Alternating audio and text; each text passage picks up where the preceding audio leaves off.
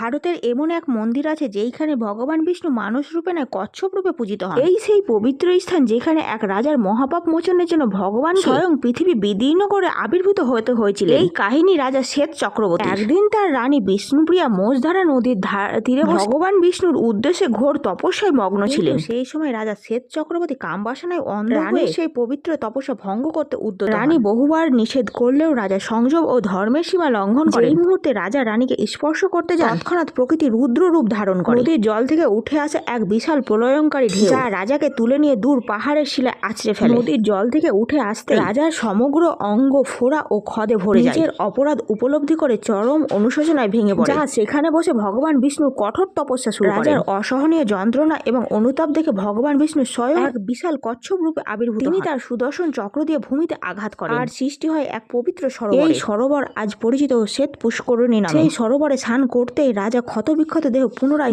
দিব্যবান হয়ে ওঠে। এরপর রাজার প্রার্থনায় ভগবান বিষ্ণু সেইখানে স্বয়ং কচ্ছপরূপী শিলায় অবস্থান করে। এই অলৌকিক মন্দিরটি অবস্থিত অন্ধ্রপ্রদেশের শ্রী কাকুলাম জেলায়। এই মন্দিরের সবচেয়ে বড় জীবন্ত প্রমাণ হলো মন্দির চত্বরে অবাধে ঘুরে বেড়ানো শত শত জীবন্ত কচ্ছপ। ভগবান বিষ্ণুর এই দুর্লভ আশ্চর্য অবতারের জানাতে কমেন্টে অবশ্যই জয় কুর্মনাথ লিখুন।